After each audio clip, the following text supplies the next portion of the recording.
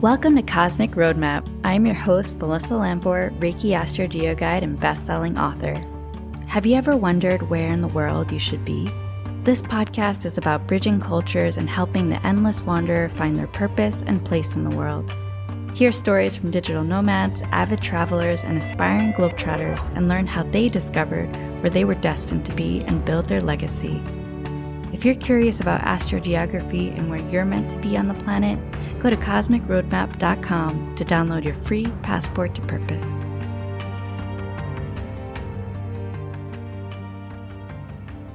Welcome to the second season of Cosmic Roadmap. I'm coming at you from Bali, Indonesia. I'm your host, Melissa Lambor. My special guest today is Michelle Badagliacca. She is a spiritual guide, Reiki master teacher, podcast host of Soul Over Matter, best-selling author, and awakening coach. She helps empower others on the awakening journey, remember their truth, and step into their truest expression. She now lives in Sedona, Arizona, and has put her nomadic hat down for a bit.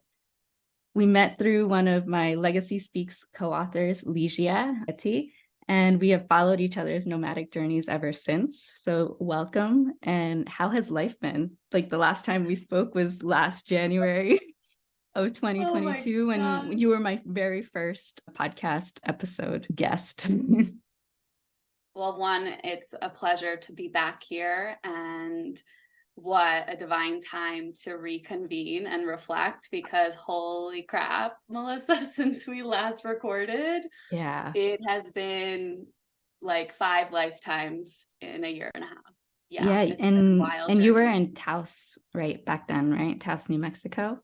Yeah, I was on I think it was at 2 weeks of my like true nomadic heroine journey, whatever you want to call it. Yes. So you were at the beginning of your journey. Oh my gosh. And that was a few months before I started my nomadic journey, which was in June, July timeframe. So yeah, you were the inspiration. I kept watching your stories and your videos, and I know that a lot of people were following your journey of leaving New York and, heading off, cross country. So yeah. And then I think we recorded on my podcast like March. So like a little later. Yeah. And then I think I was in Taos the second time. It's been a journey, and I'm just like, how am I going to share all this in 30 minutes? It's like wild. So I'll let you direct the questions, because there's been so much that has occurred in my life.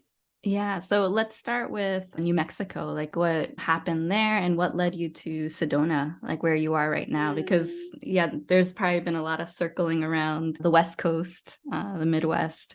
Yeah. So when I did that Astro Geo session with you, I remember you saying that New Mexico was like a lot of different potent lines for me. I think it's like Jupiter, Venus. You have love energy there as well. So I felt like I didn't really have a plan last year, but that guidance of, okay, if I go here, then these energies will be amplified. I was intrigued by that. And New Mexico was always intriguing to me. I remember in grade school doing a project about like the Navajo tribe or some tribe. And I was just like, oh, like that adobe energy, those houses, like something called me to it.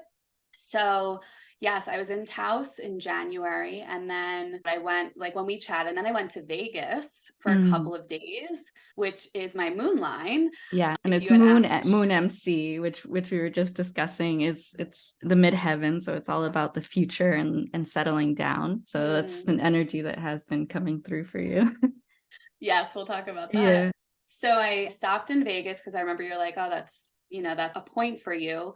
And if you had asked Michelle from pre-2020, I would have been like, I'm never setting foot alive in Vegas. Like, no way, Jose. It was beautiful. I was there for a couple of days and went up to Tahoe, stayed in Cali for a little bit, then like ventured down the Pacific Coast Highway, and I began house sitting. So when we first started recording, I was just like Airbnb-ing it, hoteling it. And I was just like, okay, I can't sustain this lifestyle, right? I need something. And I actually spoke to my guides. I was in a Palm Springs hotel, February of last year. And I was like, if you guys want me to continue this journey, if you desire for me to do this soul expansion, whatever you want to call it, this solo journey, then you need to show me what I can do to sustain this. I open up Facebook and immediately there's a trusted house sitters application link in a female nomad group. I apply, I ask some friends for references. The next week, I am in San Diego pet sitting for a Reiki master.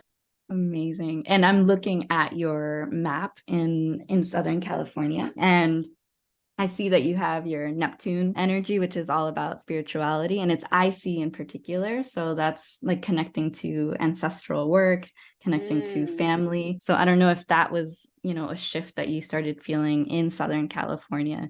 Yeah, I actually went through deep shadow work. I was in San Diego for 3 weeks. Actually, no, just kidding. My first house, it was a little beach town in LA. And then I was in San Diego at a few more house sits. So house and pet sitting was how I traveled around last year. I swear, like, I have friends that try to do it and they're like, Michelle, how did you set them up so perfectly? I'm like, I didn't. It was spirit led. It was soul led. I horse sat. It was just amazing. But in San Diego, I do, now that resonates. It's like after experiencing the lines, I feel like, oh, wow, yes, there was so much shadow work and ancestral work that I did in those few weeks that I was off to Phoenix and I had to like cleanse myself in the Pacific Ocean before leaving for my next house sit in Phoenix, because it just felt like this rebirth, this baptism. So I had a lot of baptisms and rebirths last year.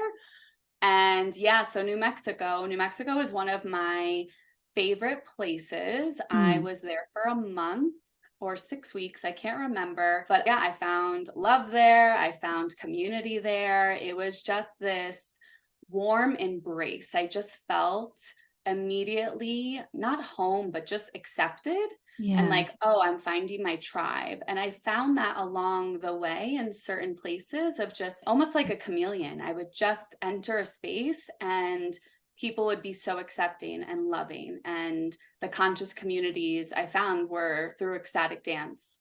Okay. And I did notice in the Albuquerque area, Santa Fe and Taos area, you also have Saturn energy. So did you feel this sense of discipline of like, starting to come up with maybe programs or offerings when you were in that energy there? Yes. Yeah. There was almost like this push pull I had because I felt like I was healing from another life that I had left 6 months prior, 7 months prior. So I felt this, and I also felt that in San Francisco, which I think is my sun line. I remember you saying. You have your sun energy there. Yeah. So a lot of people, because that's where I lived for a few years, were reaching out like, you're here, let's get together. And Melissa, I didn't want to see a soul. And that's the energy of illumination. It's just like, boop, like the spotlight is on you.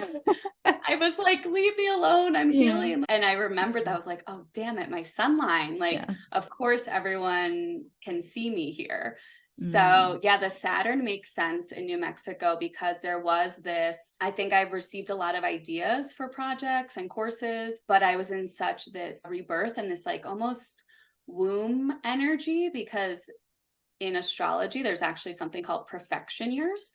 And I was in my 12th house year, which is isolation and hermit and like, don't see anyone, like really rebirth yourself. So there was so much of that push pull over the last year. In retrospect, it all makes sense. And where you are now in Sedona, you have Pluto energy. And all these energies that we're talking about are MC. So MC having to do with the future, with settling down, right? Whatever your career or whatever your life may be in the future. So it's interesting because Pluto energy can be a bit of a struggle, right? It's transformative energy.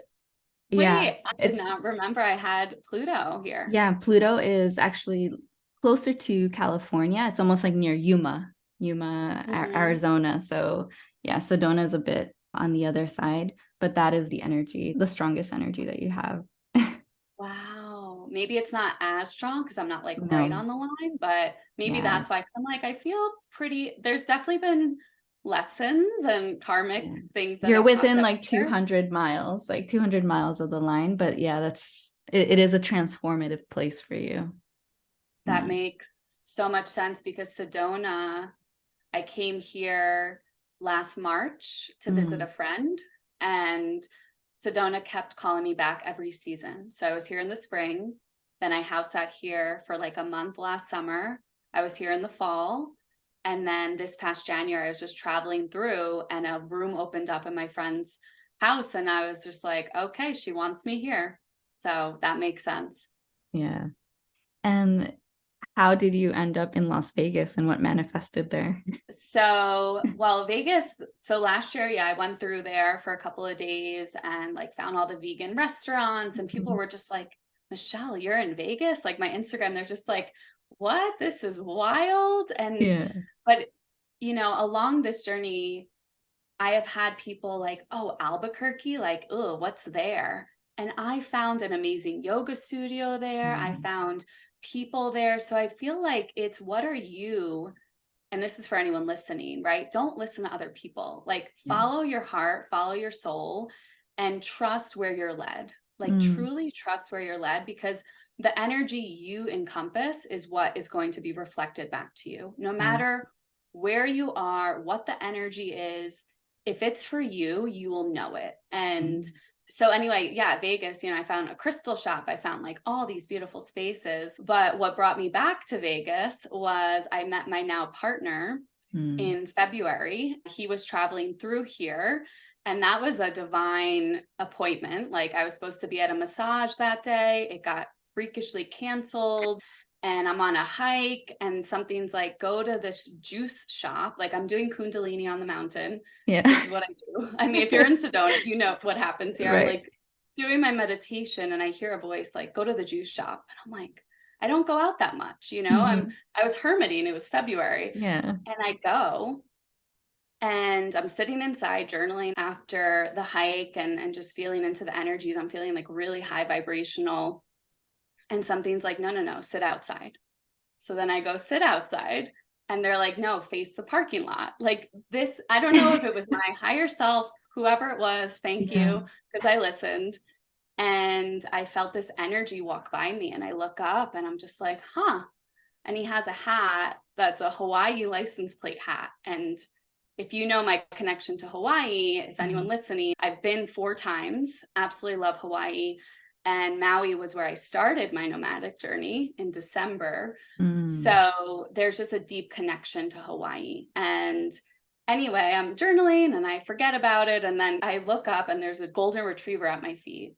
And I start petting the golden retriever and I look up and it's the guy. And I'm just like, you just know, you're like, okay, universe. Yeah. All right. I'm listening. Like you're funny.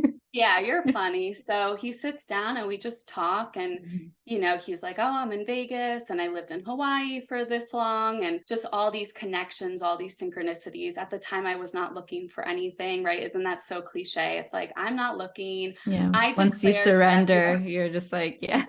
I declared February my self-love month. I'm like, this is my month. I'm selfish. I'm not dating. I'm doing my thing. And the universe was like, yeah, okay. So we exchanged information and just started out as friends. I live here in Sedona. He lives in Vegas.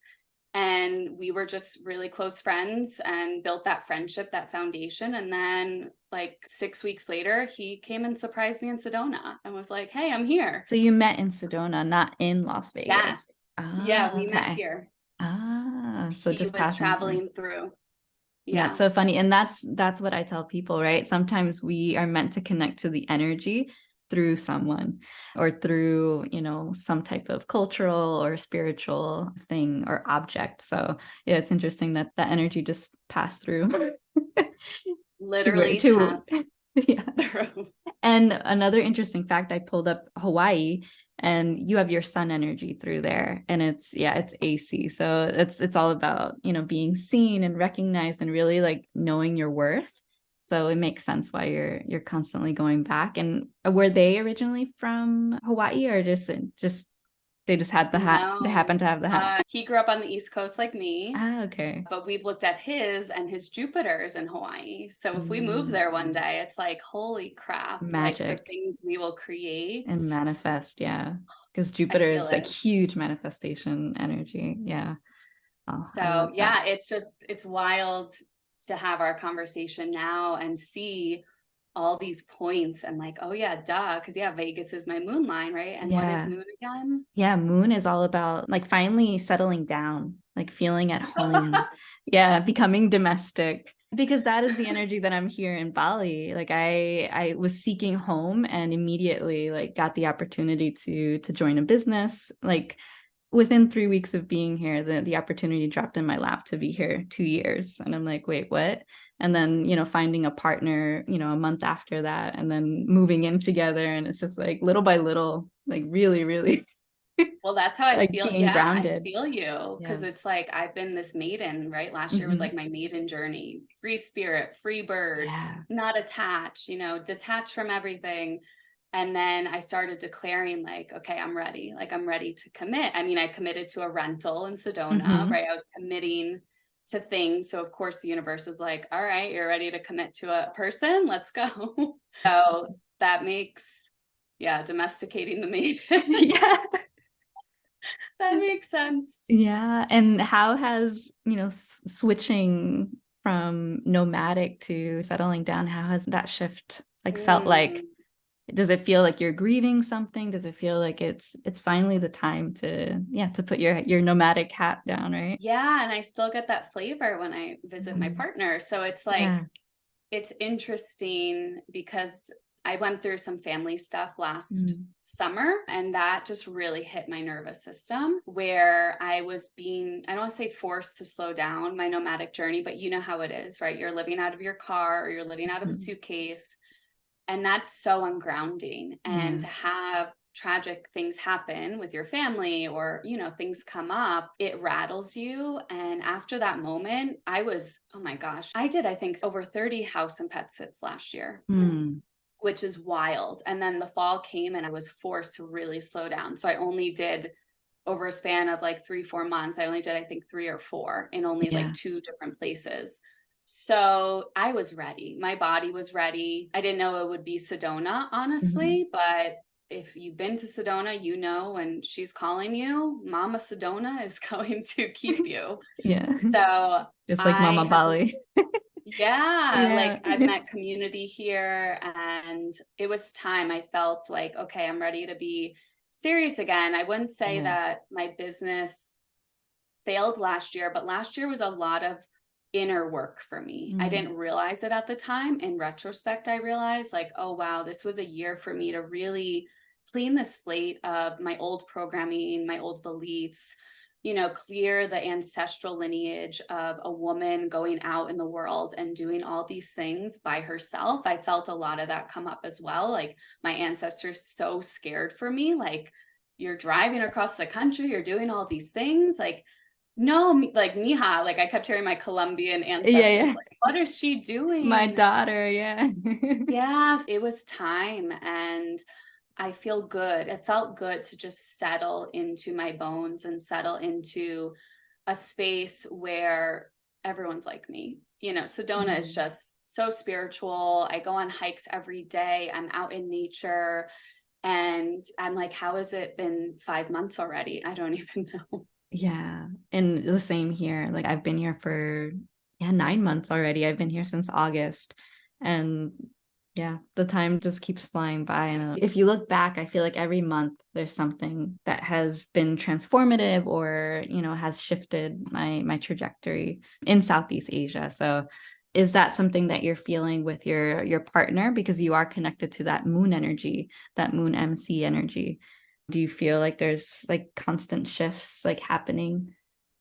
Yes. Yeah, definitely shifts. It just almost feels, I tell him, I'm like, I feel like we're quantum dating. Hmm. Like it was just like, there you are. But I kind of denied it because I wasn't looking for anything. So I was like, oh, it was just this guy. Like, if you ask my roommate, she's like, you played this off. Like, oh, it's just a guy from Vegas, like no big deal. And then we really solidified a friendship and a foundation. And I prayed for that. I prayed Mm. for a love, a partnership that started as friendship because I never really had that in the past. Like things would Yeah. just happen so quickly. And it's been such a big shift and also a sigh of relief of like, okay, like this is my Yeah. person. It just, Like you can finally yeah. rest. Yeah. And Amazing. like, yeah, help Yeah. each other build. He's also doing, the inner work, and he's like my wizard. I found I found my wizard, someone as powerful as me. And it's been beautiful to have that mirror and have someone in my court and have someone cheer me on. And yeah, it's like, wow. I mean, I'm sure you feel the same with your partner, right? It's just like Mhm. the amount of lessons and adventures and experiences. It's like every weekend we're doing something, and I'm just like looking back at photos. I'm like, we've only been doing this for a couple of months. Like it feels like forever in a beautiful way. Exactly. Yeah. No, within like a month, I felt like we were having these conversations that, yeah, like quantum dating, like you said.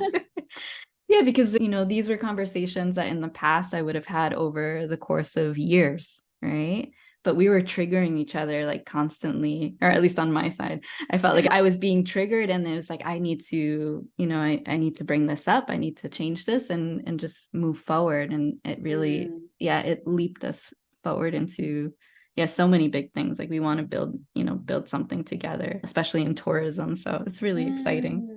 Yeah. That is exciting. I'm excited Yeah. for you. Yeah, quantum love, conscious Mm. partnership. I mean, we were both in the East Coast, right? It's just like that slower, more dense energy. But when and you have someone that's like, yeah, let's do this, it's just immediate, and you feel safe, and it doesn't really make sense. You're just like, this feels good. I'm going to go with it. Exactly. And going back to your work, how have things shifted, since your nomadic journey started? I know that you were a speech therapist, and I'm guessing you're still working in that field. What is your spiritual work? Yeah, so I still do speech therapy. Mhm. I just finished up the school year. I still do that a few days a week because I truly believe children, after the last 3 years, need conscious people in their lives. They need that light. So it still lights me up. I still do that part time. And yeah, my business is shifting. I'm really focusing more on my podcast Mhm. and Reiki. So teaching Reiki again. I teach Reiki level 1 and Reiki level 2. And yeah, still kind of in this, like, I don't want to say void, but like what I'm kind of marinating on some programs I'd like to share again, and really begin teaching, I think, on my nomadic experiences, like from that embodied wisdom, because last year I couldn't. It was too much for Yeah. me, but I didn't know it. I would try to force Mhm. it during it. So Yeah. yeah, it feels like it's time. Like I'm launching my second season of Soul Over Matter podcast, and it just feels like that's where a lot of my energy is going to be going. Do you still have your sisterhood, the community? No, you No, don't. yeah, that might come back. You're also a Manny Jen, so it's like, Yeah. what's lighting me up now? And Right. it's constantly shifting. But I let that go last July, and it was Okay. actually right before I had that family event happen. So Mm. like it was almost my intuition being like, we are not going to be able to hold space right now. Let's release this. But it might come back. I'm always working with women. I'm always helping women with their moon cycles and just their intuition and tapping into nature. I'm also being called to do more in person. So living in Sedona, I've decided to start Airbnb experiences, like taking people out to the land Yes. and intuitive readings on the land. So that's something that's been calling me, because yeah, it's just that community, and people need to be in person. I love that And for you. retreats Yes. are calling me too. Yeah, I'm in that same space where I was in a cocoon, right? For the last 9 months, I was in Mama Bali, Mama Yeah. Bali's belly. And yeah, I'm Bali, fine. 9 months belly. Yeah. And I'm finally being birthed because I'm writing another chapter for 55 Faces. She's actually based here in Bali, and I met her at an orphanage during an event. And yeah, a few months later, I'm like, I would totally want to join your book project. And now she's also doing a summit. So a lot of things are like bubbling up, and I feel like I'm finally being introduced to the right people. But I needed Mm, that time of rest. Like Mama Bali's like, no, you are not going out and like doing the typical tours that a tourist does. You're meant to rest. because I also felt guilty. I'm like, I'm in this space where I'm supposed to be enjoying like the mountains and this and that, but I just needed to rest and journal and cry and just let and Mm, grieve and let things go, because I had left a 13-year career, right? In mm, engineering. I left a whole life behind. So yeah, so for anyone listening, it's okay when you go to these destinations, like maybe you're being called to for deep rest, or so you can finally come out a better person on the other mm. side. Yeah. Yeah, the guilt of like, oh, I'm in a beautiful Mhm. place. I should be doing all the things, Right? I but should be hiking. I should be meditating on the rock and doing my ecstatic dance. And maybe you don't want to see people, right? You just I didn't, even when I got to Sedona, I needed to like recoup from the nomading, I really Yeah. hermited for a few months and I didn't. That's when I got the hit to like go to that juice shop. I'm like, I don't go out. Like, what? So yeah, no, I hear you on the hermiting and just, yeah, kind of being held for Mm, that time and space and knowing when it's time, right, to emerge from that cocoon. yeah. It's And uncomfortable. It's really it is. uncomfortable. Anyone listening, honor the discomfort. Yeah. Yes, yes, lean into it. And you've done so many house sittings, like pet sitting and house sitting. Any recommendations on finding good ones, like, what you should do? Because I did two back when I first Oh, I joined. Yeah, I remember. started my journey in Spain before I came to Bali, and I got two house sittings, and one in Valencia and one in Madrid, and they were amazing. It just allowed me to be there for free, essentially, to take care of a Yes. dog and two cats. So, yeah, how have you planned out? Because it seems like it just kind of popped up, divinely, but, how do you plan those out?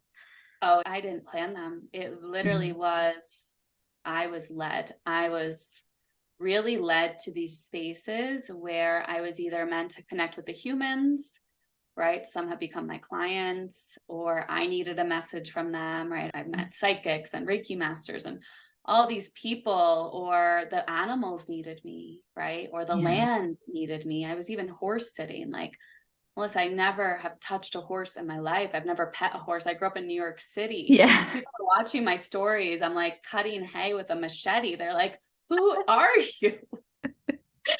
So, yeah. So, anyone listening, trusted house sitters, I have a code. If anyone, you could DM me on Instagram and let me know. I have a code. I've gotten 10 free months for referring people, but it's worldwide. So you can house and pet sit anywhere.